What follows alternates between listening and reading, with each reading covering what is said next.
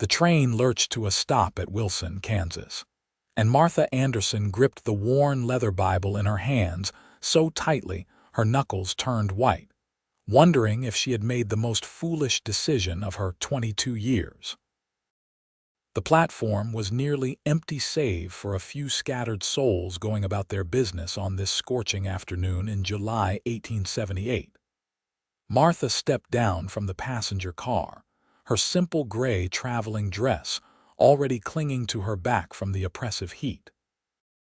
She had left Boston 3 weeks ago with nothing but the clothes on her back, a change of undergarments in a small cloth bag, and her mother's Bible. Everything else she owned had been sold to pay for her mother's burial and the remaining debts that came with a long illness. The advertisement had been simple enough. Rancher seeks honest Christian woman for marriage, must be hardworking and of good moral character. Write to Cole Oliver, Wilson, Kansas. Martha had written that very night, her letter brief and truthful. She was alone in the world, 22, able to read and write, accustomed to hard work, and seeking a new start far from the memories that haunted every corner of Boston. His reply had come within a month, along with money for her passage west. The letter was even briefer than hers. He was 28, owned a cattle ranch 10 miles outside Wilson, and needed a wife to help build a life. He would meet her at the train station on July 15th. Martha scanned the platform, looking for a man who might be looking for her. Her heart hammered against her ribs as she noticed a tall figure detaching himself from where he had been leaning against a post. He was lean and weathered, with sun-darkened skin and eyes the color of summer sky. He wore dusty work clothes and a wide-brimmed hat that shadowed his angular face. As he approached, she could see a day's worth of stubble on his jaw and calluses on his hands when he removed his hat. "Miss Anderson." His voice was deep and careful, as though he was unused to speaking much. "Yes, Mr. Oliver." Her voice came out smaller than she intended. He nodded, his gaze moving from her face to the Bible she clutched, then to the small bag at her feet. His expression shifted, something like concern crossing his features. "Is that all you brought?" Martha felt heat creep up her neck that had nothing to do with the Kansas sun. "I am sorry. I had nothing else to bring. My mother passed 6 months ago, and settling her affairs left me with very little. I know I must seem like poor prospects for a wife, arriving with so little, but I promise you I am a hard worker, and I will do my very best to be useful to you." She waited for disappointment, for regret, perhaps for him to tell her this would not do after all. Instead, Cole Oliver looked at the Bible in her hands for a long moment, then met her eyes. Something in his expression softened. "You brought a Bible," he said. "It was my mother's. It is all I have of value." The corner of his mouth lifted in what might have been the beginning of a smile. "That's all we need to start." The simple words struck something deep in Martha's chest, loosening the knot of anxiety that had been there since Boston. She found herself blinking back sudden tears. "Thank you," she whispered. Cole picked up her bag and gestured toward a wagon hitched nearby. "The ranch is about 2 hours from here. We can stop by the preacher's house on the way out of town if you are agreeable. I figured you might want to get the marrying done before we head out to the ranch. Reverend Thompson is expecting us." Martha's throat went dry. Of course they would marry immediately. That was the arrangement, yet the reality of it hit her like a physical force. In less than an hour, she would be married to this stranger. She studied his profile as they walked toward the wagon. He had a strong jaw, a straight nose, and lines around his eyes that spoke of years squinting into the sun. He did not seem cruel. That would have to be enough. "I am agreeable," she said. He helped her up onto the wagon seat with careful hands, as though she might break. Then he climbed up beside her and took the reins. The horses started forward with a jingle of harnesses. Wilson was a small town, Just a main street with a handful of shops, a saloon, a hotel, and a few houses scattered around. Cole drove the wagon to a modest white house with a cross above the door.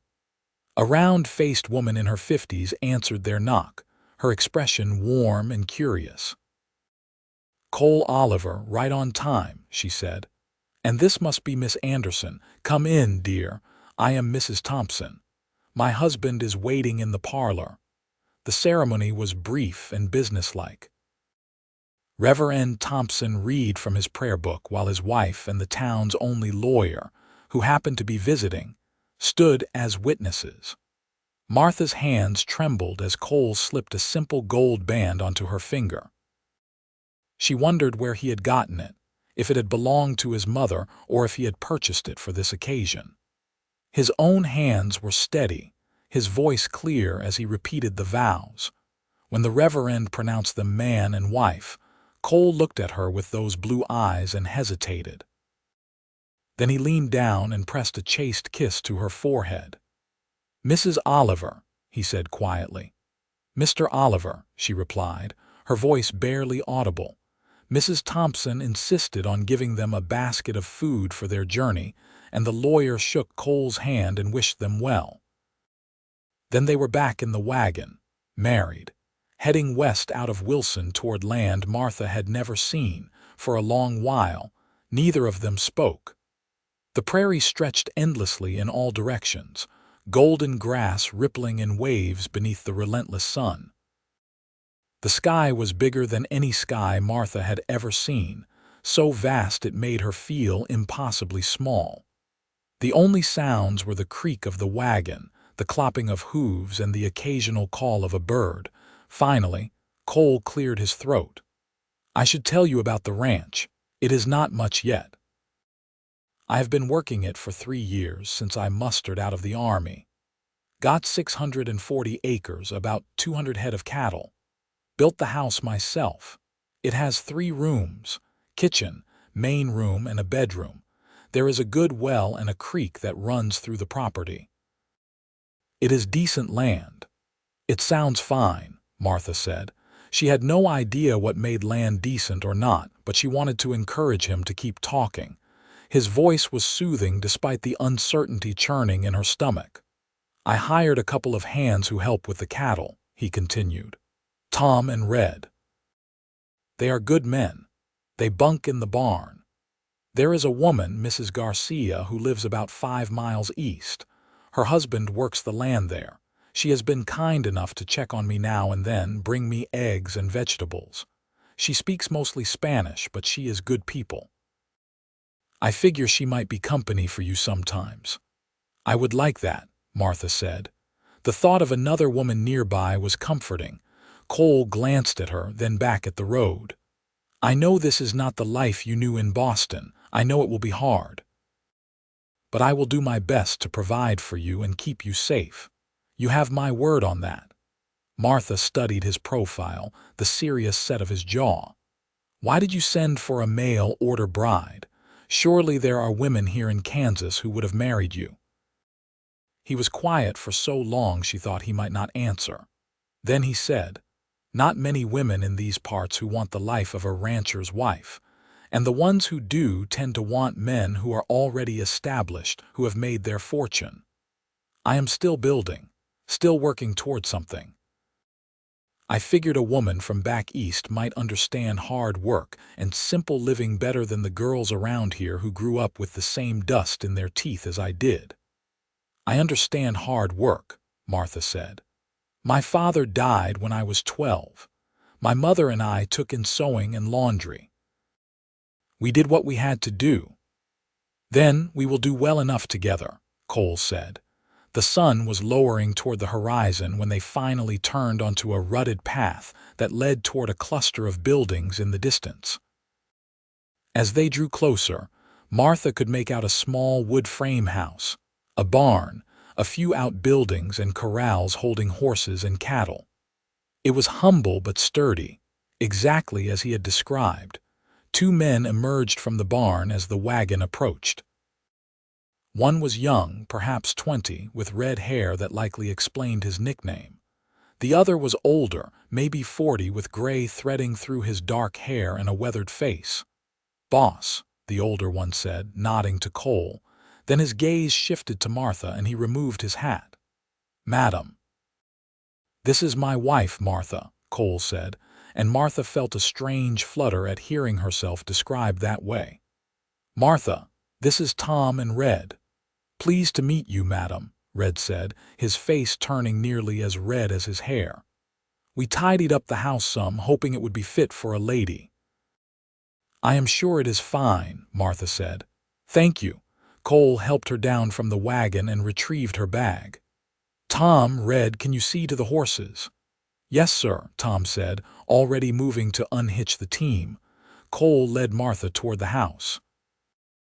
The door opened into a main room with a stone fireplace, a table with 4 chairs, and a few shelves. It was clean but sparse, clearly the home of a man who owned little and cared less about decoration. Through a doorway, she could see a kitchen with a cast iron stove. Another door led to what must be the bedroom. "I know it is not much," Cole said, setting down her bag, "but the roof does not leak and the stove works well." "It is a good house," Martha said honestly. Compared to the cramped boarding house rooms she and her mother had occupied in Boston, this seemed spacious. Cole ran a hand through his hair, suddenly looking uncomfortable. "I will sleep in the barn tonight. Give you time to settle in. I put fresh linens on the bed this morning. There is water in the pitcher for washing. I will bring in more wood for the stove." Martha felt a mix of relief and confusion. "That is kind of you." He met her eyes briefly, then looked away. "We may be married in the eyes of the law, but we are still strangers.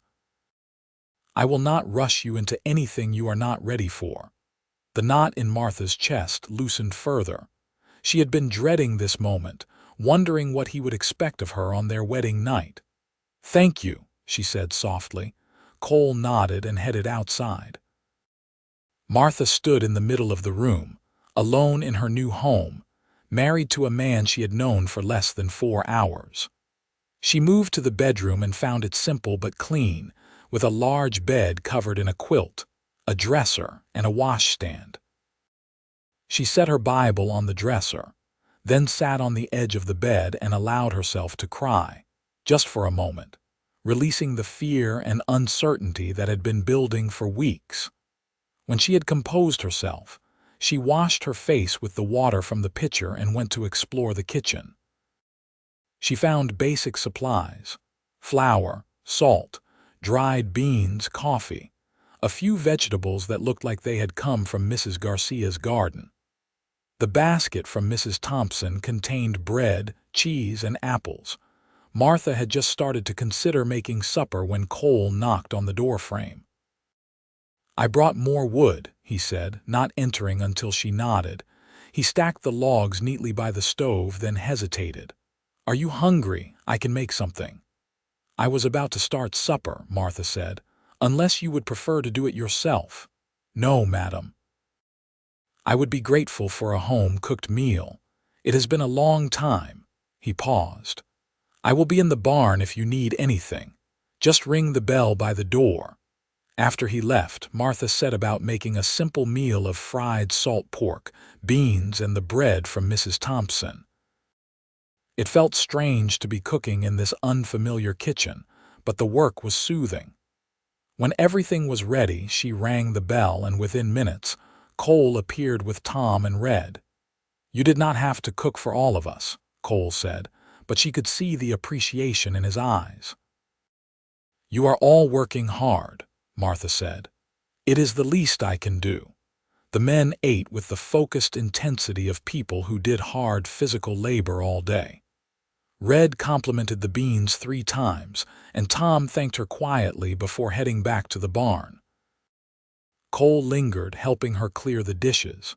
"You do not have to do that," Martha said. "You cooked. Seems fair I should help clean."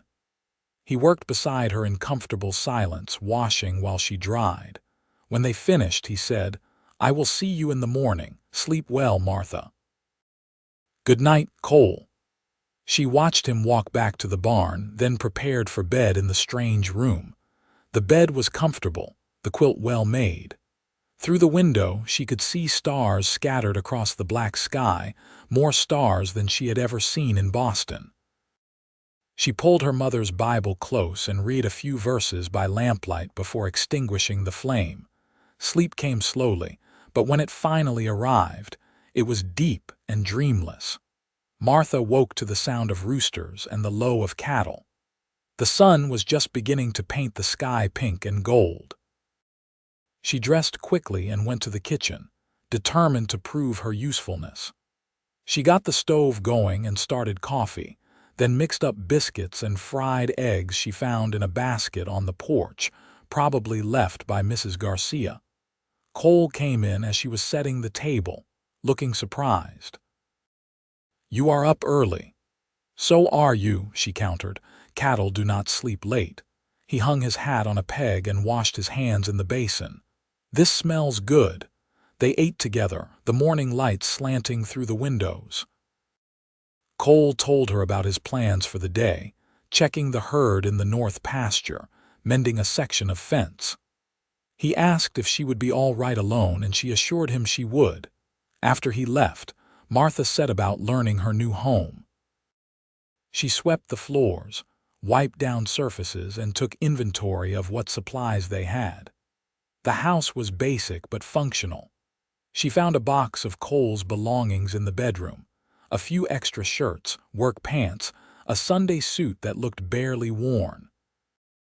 In the bottom of the box was a small daguerreotype of a stern-looking couple, probably his parents. She spent the afternoon washing clothes and linens, hanging them on a line stretched between two posts behind the house. The work was familiar and grounding.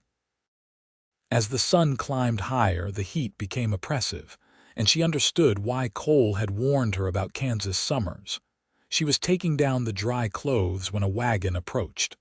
A woman with dark hair streaked with gray climbed down, a basket over her arm. "Hola," she called. "You are Cole's wife, yes?" "Yes, I am Martha." "I am Rosa Garcia. I brought you some things from my garden." She came closer, her dark eyes kind. "My English is not so good, but I wanted to welcome you." "Your English is fine," Martha said, genuinely pleased to have a visitor.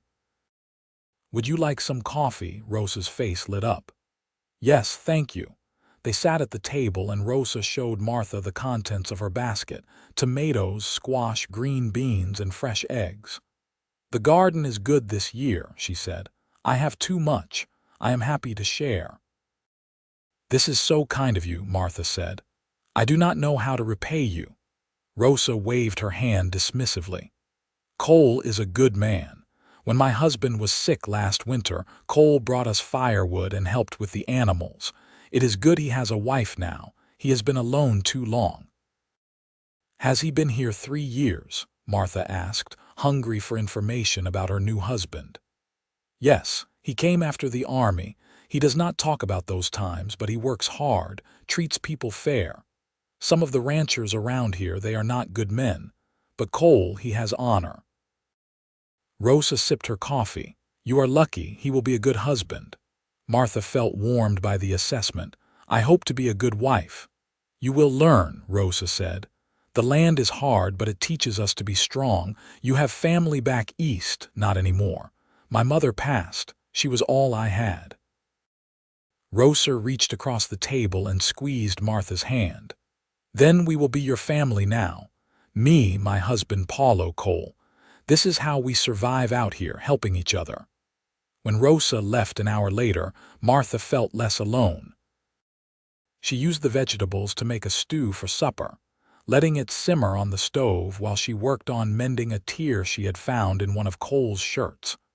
Cole came in as the sun was setting, dusty and tired. He stopped short when he saw the table set, the stew bubbling, the mended shirt folded on a chair. "You did not have to do all this," he said. "I wanted to." Rosa came by and brought vegetables from her garden. She is a good neighbor. He washed up and sat down, and Martha served him. "This is delicious. Better than anything I could make. It is a simple stew, maybe, but it tastes like home." He said it quietly, as if the words had slipped out without permission. They ate in companionable silence. When they finished, Cole helped clean up again, their movements developing a rhythm. Afterward, they sat in the main room, Cole in a chair by the fireplace, Martha on a bench near the window. The lamp cast warm light over them. "Would you mind if I read aloud?" Martha asked, holding her Bible. Cole looked up, something shifting in his expression. "I would like that." She opened to the Psalms and read, her voice soft but clear in the quiet room. Cole listened with his eyes closed, his face relaxed. When she finished, he was silent for a moment. "My mother used to read the Bible every night," he finally said. "I have not heard it read aloud in years. Thank you. I can read every evening if you like." "I would like that very much." They settled into a pattern over the following days. Cole would wake before dawn to work the ranch with Tom and Red. Martha would make breakfast, tend the house, prepare meals, and work on the endless small tasks that kept a household running. In the evenings, they would eat together, clean up together, and then she would read from the Bible while he listened. Slowly, carefully, they began to talk. Cole told her about growing up on a farm in Missouri, joining the Army at 20 to escape an overbearing father, the years of hard service that had taught him discipline and endurance. He did not speak much of what he had seen or done, but Martha could read the shadows in his eyes when certain topics arose. She told him about Boston, about her father's death, about years of genteel poverty while her mother struggled to maintain appearances. She spoke of learning to survive on very little, to find dignity in hard work, to hold on to faith when circumstances seemed bleak. One evening, 2 weeks after her arrival, Cole did not immediately head to the barn after they cleaned up. Instead, he lingered, turning his hat in his hands. "Martha, I have been thinking," he said. "About our arrangement." Her heart jumped. "Yes. I want you to know that I see you as my wife, my true wife, not just someone I hired to cook and clean, but I also want you to feel comfortable, to feel safe. I have been sleeping in the barn to give you space, but I am wondering if you might allow me to sleep in the house. Not necessarily in the same bed, I could make a pallet on the floor, but just to be under the same roof. It does not seem right, being married but living separately." Martha had been wondering about this herself. The past 2 weeks had shown her that Cole was a good man, patient and kind. She found herself looking forward to their evenings together, to the sound of his voice, to the way he listened when she spoke. Something was growing between them, tentative but real. "You should sleep in your own bed," she said quietly. "We are married. It is right that we share a home." "Are you sure?" She met his eyes. "I am sure." That night, Cole came to bed after she had already changed into her nightgown and slipped under the covers. He moved quietly, respectfully, keeping to his side of the bed. The space between them felt vast, yet the simple fact of his presence was comforting. "Good night, Martha," he whispered into the darkness. "Good night, Cole." She fell asleep listening to the sound of his breathing, feeling less alone than she had in months. The days grew into weeks and the weeks into months. Summer's fierce heat gradually gave way to the cooler temperatures of autumn. The ranch work continued, relentless and demanding. Cole and his hands worked from dawn to dusk, moving cattle, mending fences, preparing for winter. Martha learned the rhythms of ranch life. She tended a small garden with seeds Rosa had given her, put up vegetables for winter, and learned to churn butter and make cheese. She mended clothes, cleaned, cooked, and slowly made the house feel like a home, adding small touches. Curtains she sewed from fabric Cole bought in town, a tablecloth, wildflowers in a jar on the table. The space between her and Cole in bed grew smaller. Not through any deliberate decision, but gradually, naturally, they would wake to find themselves closer together. His arm draped over her waist, her head on his shoulder. They did not speak of it, but the physical ease between them grew. One morning in late September, Martha woke before Cole, a rare occurrence. She turned to look at him in the gray pre-dawn light. His face was peaceful in sleep, the hard lines softened. She thought about how much her life had changed, how this man who had been a stranger now felt like the most familiar person in her world. Somewhere along the way, without quite realizing it, she had fallen in love with him. The revelation should have frightened her, but instead it filled her with warmth. She reached out and gently touched his face. His eyes opened, focusing on her. "Good morning," he murmured. "Good morning." He studied her face, his hand coming up to cover hers. "Martha, I need to tell you something." "What is it?" "I know we married out of necessity. You needed a home, I needed help. But these past months, having you here, getting to know you, I have come to care for you deeply. More than I expected, more than I probably have any right to." Her heart was pounding. "You have every right. I do not want this to be just a business arrangement anymore. I want this to be a real marriage, in every sense, but only if you want that too." "I do want that," she whispered. "I have wanted it for a while now." His expression transformed, hope and joy flooding his features. "Truly, truly, I love you, Cole. I love you too, Martha. I think I have since the day you stepped off that train with nothing but your Bible and your courage." He pulled her close and kissed her. Not the chaste kiss from their wedding day, but a real kiss, full of promise and passion. Martha kissed him back, pouring all her feelings into it, all the loneliness and fear that had brought her here and all the love and hope she had found. What followed was tender and sweet, Cole's gentleness and Martha's trust creating something beautiful between them. Afterward, they lay tangled together, the morning light now filling the room, and Martha had never felt more at home. "We should get up," Cole murmured against her hair, though he made no move to leave the bed. "We should," Martha agreed, equally unwilling to move. They stayed there a while longer, talking softly, making plans for the future they would build together. Eventually, duty called and they rose to face the day, but something fundamental had shifted. They were truly married now, truly partners. The other men noticed the change immediately. Tom grinned knowingly, and Red blushed and stammered when he saw how Cole's hand lingered on Martha's back as he came in for breakfast. But there was only happiness and good wishes in their eyes. October brought cooler weather and the hard work of preparing for winter. Cole took a wagon to town for supplies, and Martha went with him, eager to see Wilson again and perhaps buy a few things for the house. The town was busier than it had been in July, farmers and ranchers stocking up before the cold set in. They went to the general store, where Martha selected fabric for new shirts for Cole, thread, sugar, flour, and other necessities.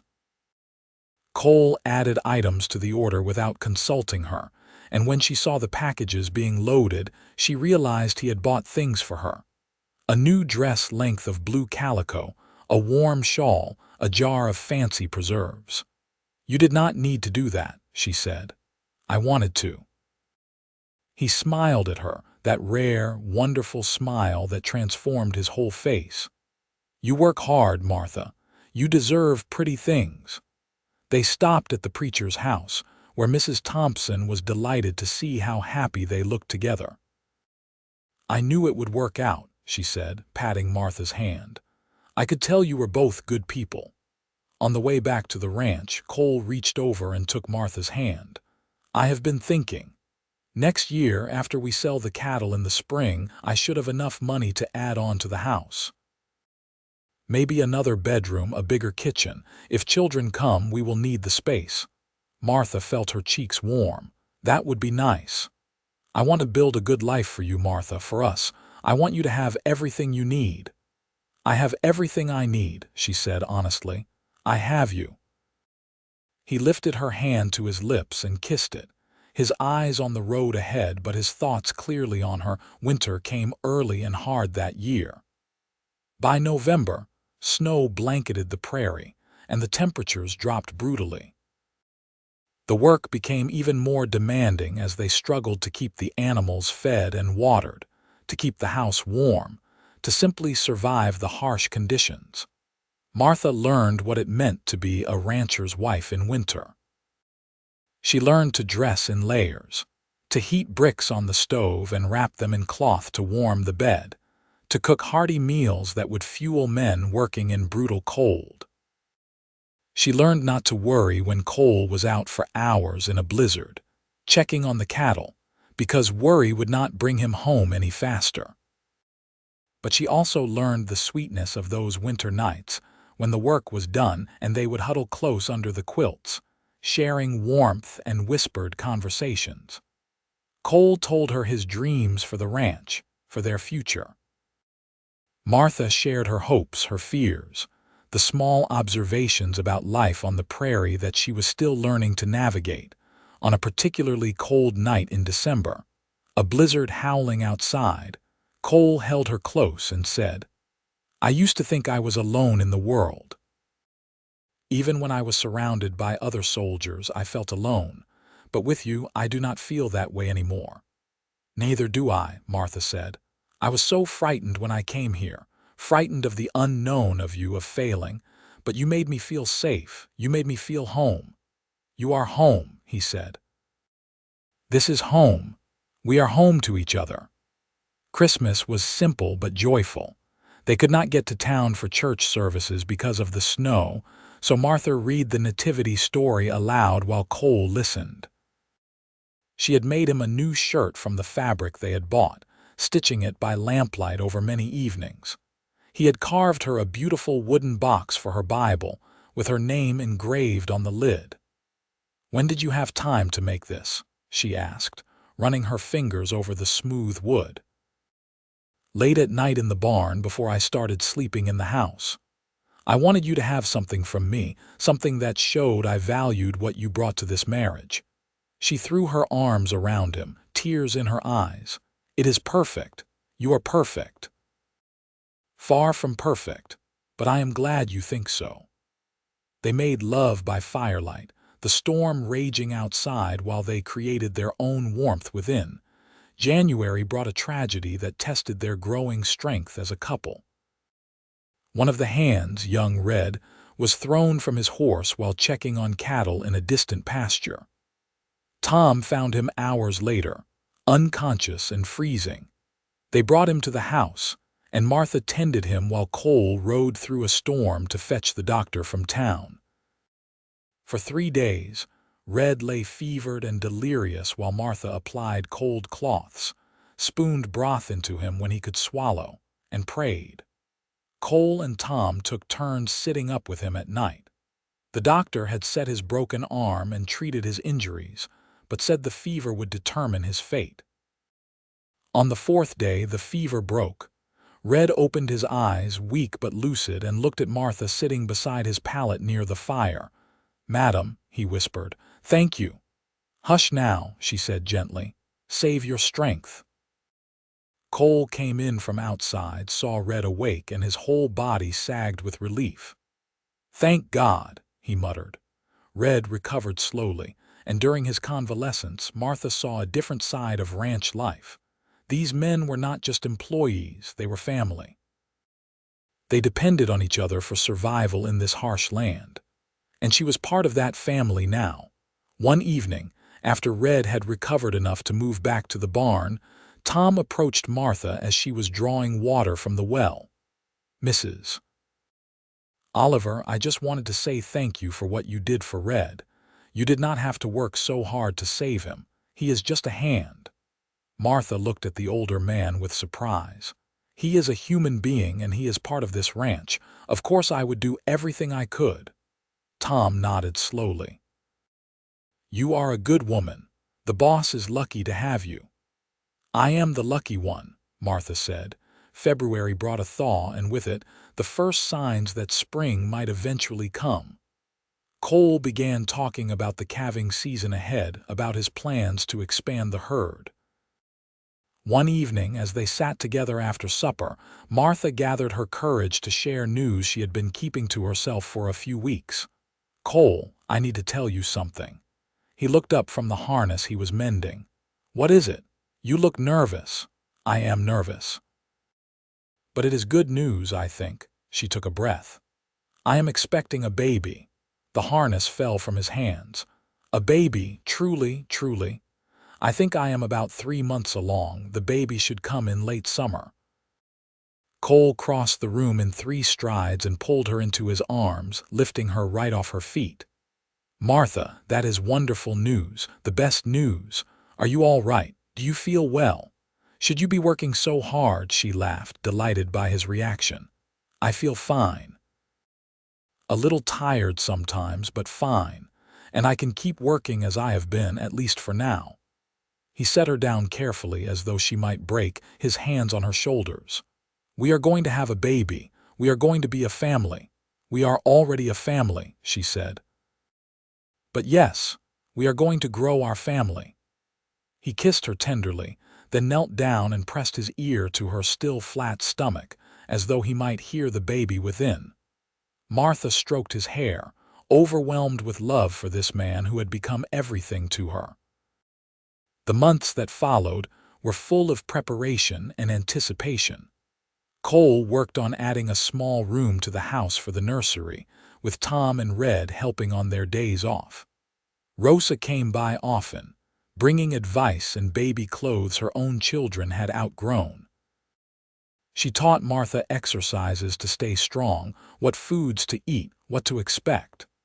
"The first baby, it is always the scariest," Rosa said. "But women have been doing this forever. You will be fine. And I will be here to help when the time comes." Martha's body changed, her belly growing round. Cole was endlessly fascinated, placing his hand on her stomach to feel the baby kick, talking to the child within. "Hello, little one," he would say. "This is your papa. I cannot wait to meet you." In late August, as the summer heat reached its peak, Martha's labor began. Rosa came immediately, bringing her daughter-in-law Maria to help. Cole was banished outside with Tom and Red, where he paced like a caged animal. The labor was long and hard. Martha had never known such pain, such exhaustion. But Rosa was there, coaching her through each contraction, wiping her face with cool cloths, encouraging her. "You are doing so well," Rosa said. "Just a little longer now. The baby is almost here." And then, in the early hours of the morning, with the first light of dawn touching the windows, Martha gave one final push and heard the most beautiful sound in the world, her baby's cry.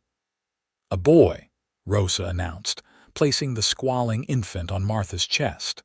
"A healthy baby boy." Martha looked down at her son, red-faced and furious, and felt love crash over her like a wave. "Hello," she whispered. "Hello, my sweet boy." Rosa cleaned the baby while Maria helped Martha, and then they called Cole in.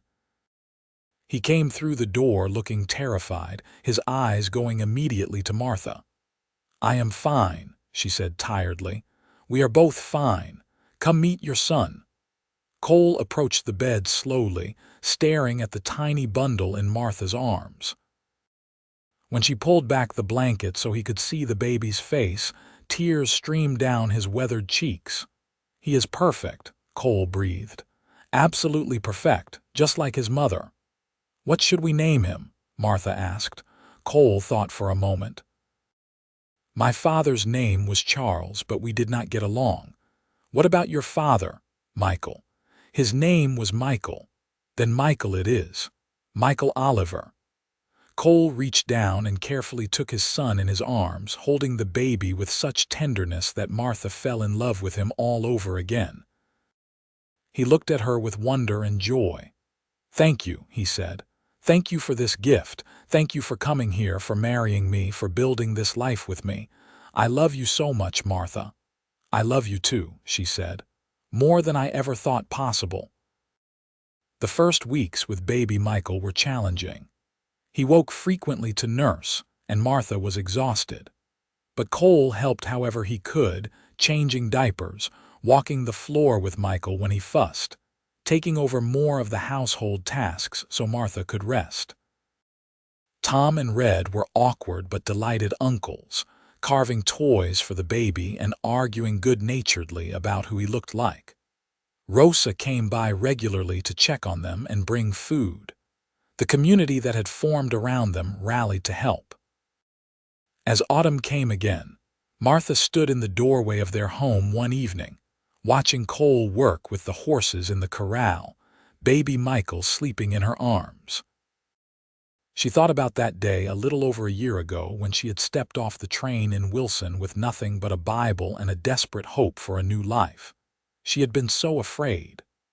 Afraid of the unknown, afraid of marrying a stranger, afraid of failing in this harsh new land. But that fear had been transformed into love, into strength, into a family and a future she could never have imagined. Cole looked up from his work and saw her watching. He smiled, that rare, beautiful smile, and waved. She waved back, her heart full. That evening, after Michael was asleep in his cradle and supper was finished, Cole pulled Martha onto his lap as he sat by the fire. "Have I told you today that I love you?" he asked, "only 3 times. Then I am falling behind." He kissed her softly. "I love you, Martha Oliver.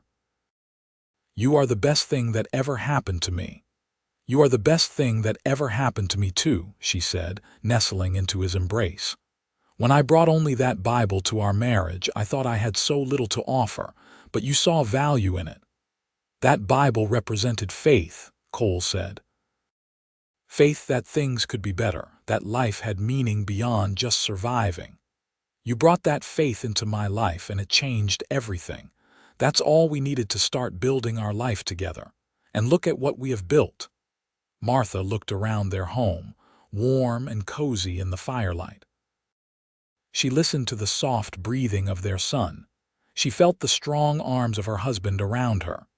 "Yes," she said softly, "look at what we have built." The years that followed brought both challenges and joys.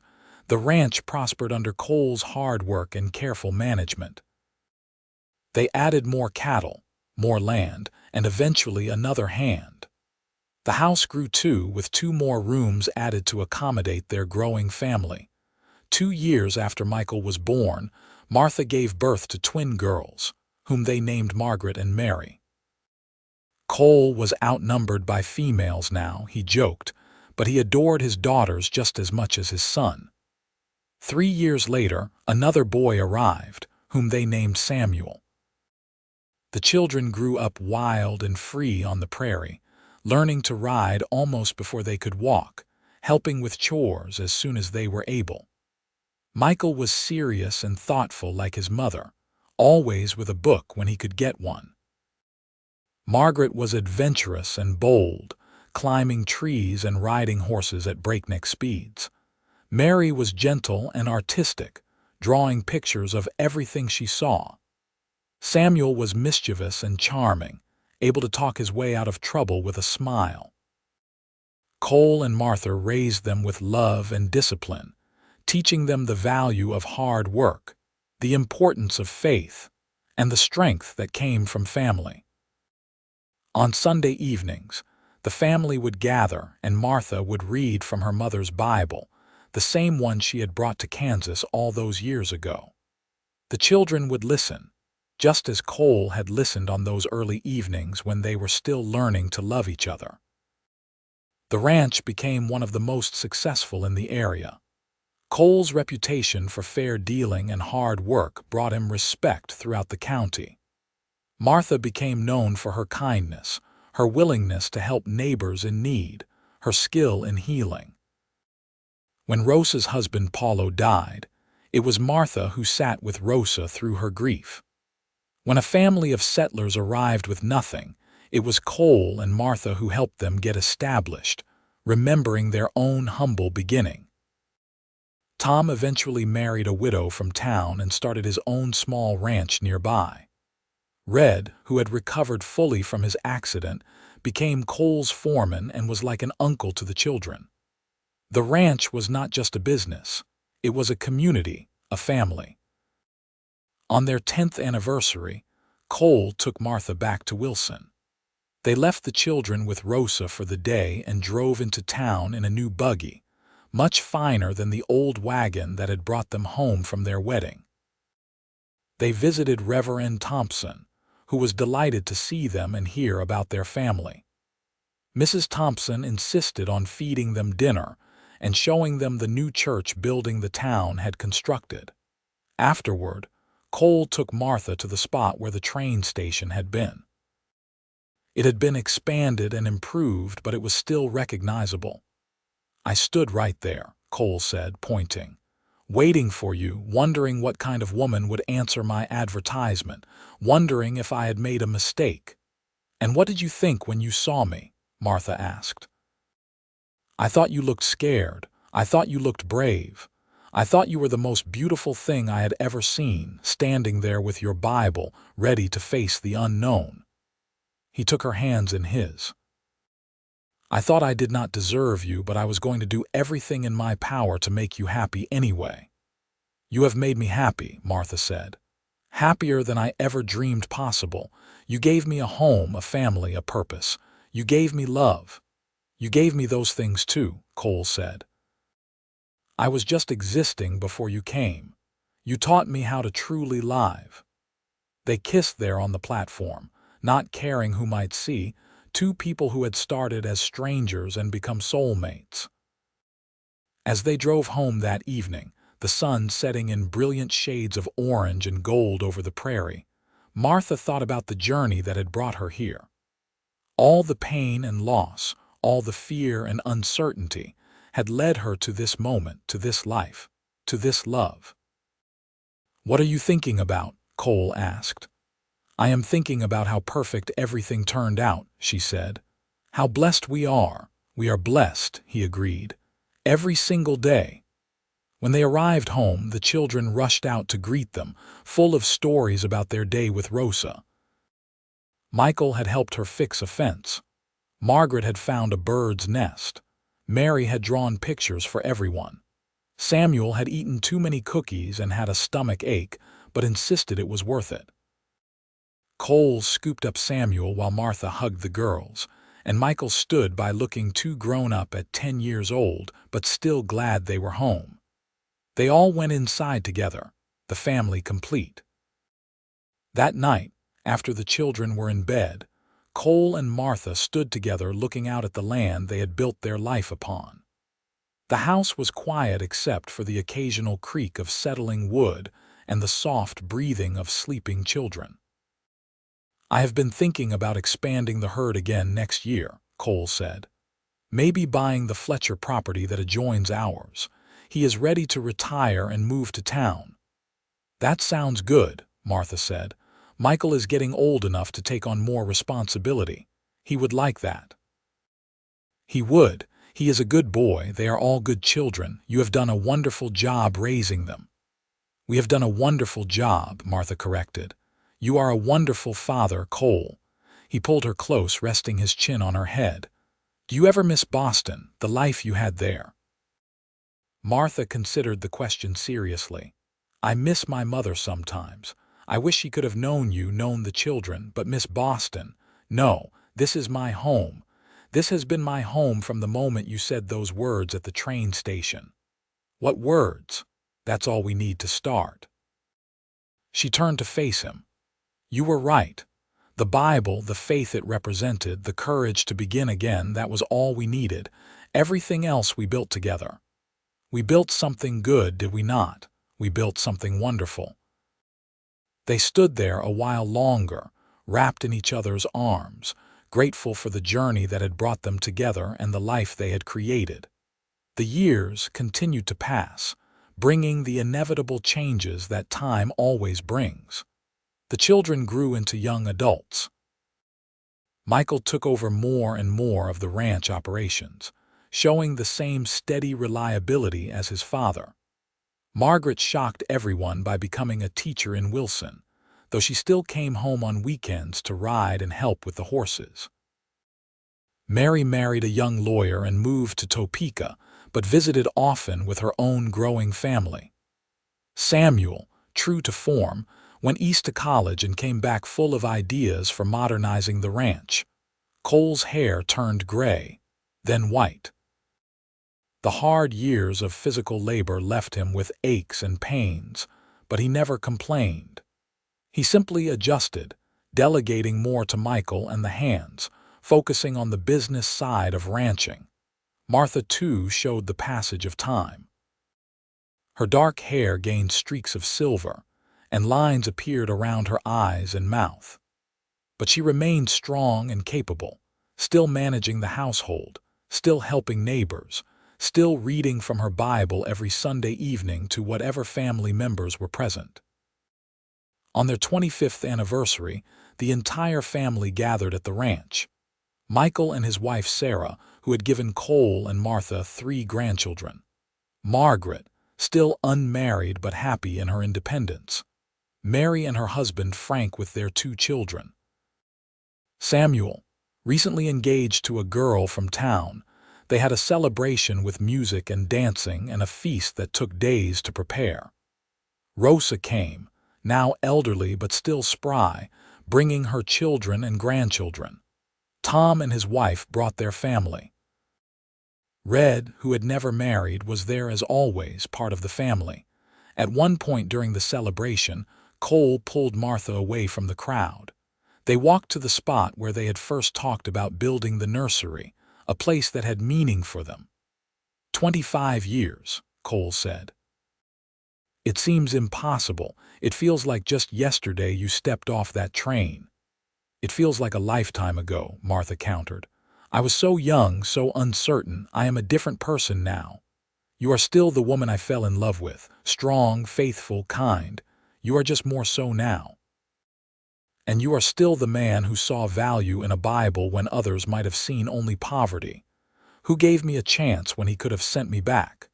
Best decision I ever made, Cole said.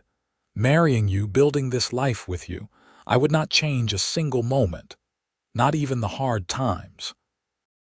The droughts, the years when the cattle prices were low, the winter we almost lost everything. Not even those. We faced them together. They made us stronger. Martha leaned into him, and they stood watching the celebration, watching their family, the legacy they had created together. We did good, did we not? She said softly. We did very good.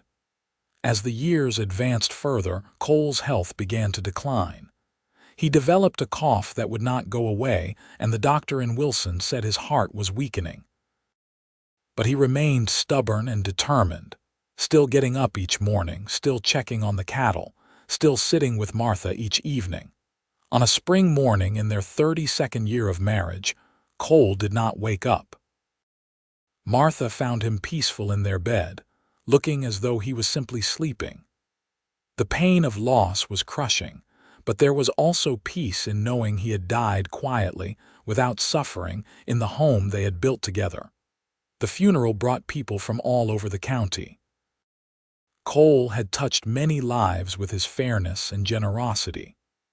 The church in Wilson was packed, and the reverend spoke of a life well lived, a man who had honored his commitments and loved his family. Martha stood at the graveside, surrounded by her children and grandchildren, and read from her mother's Bible, the same Bible that had brought her and Cole together. The Lord is my shepherd, I shall not want. Her voice was steady, strengthened by the same faith that had carried her through every challenge. After Cole's death, Michael took over running the ranch fully.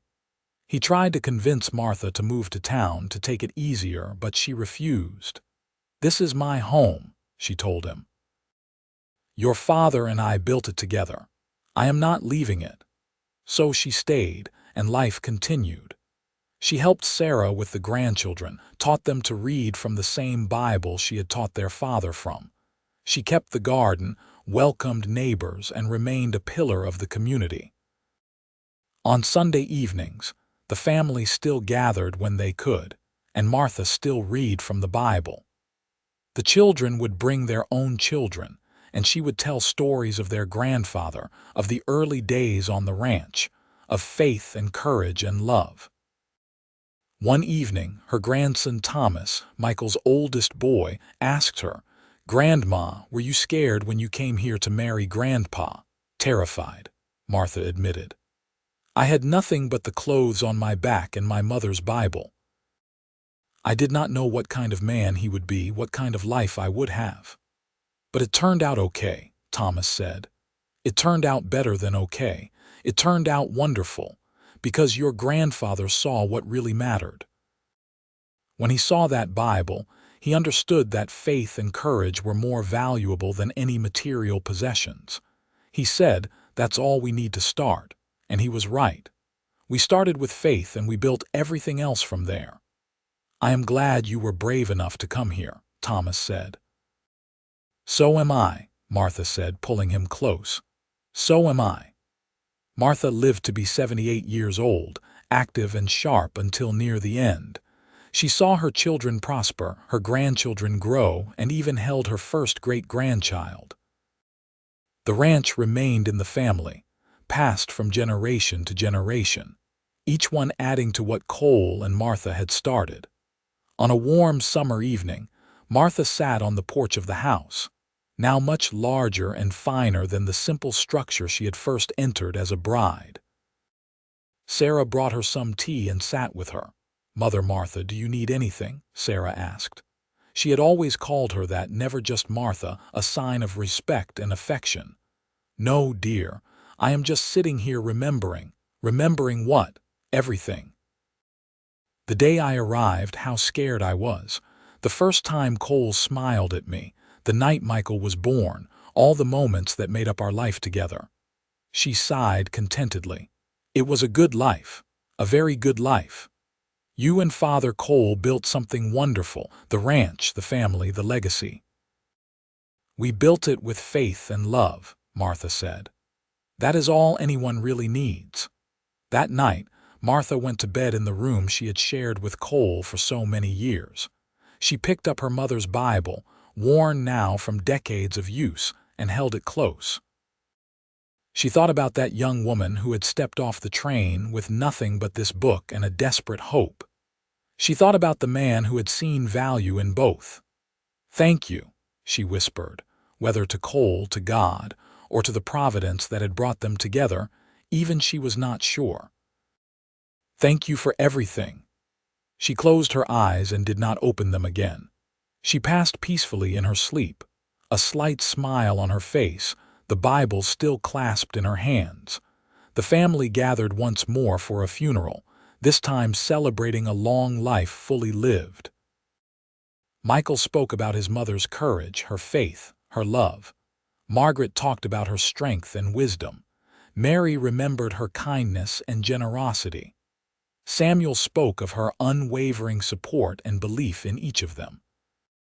They buried her next to Cole, on a hill overlooking the ranch, with a simple stone that read, "Martha Oliver, beloved wife, mother, and grandmother." She came with only a Bible. She left a legacy of faith and love. The ranch continued under Michael's care, then his son Thomas, then Thomas's children.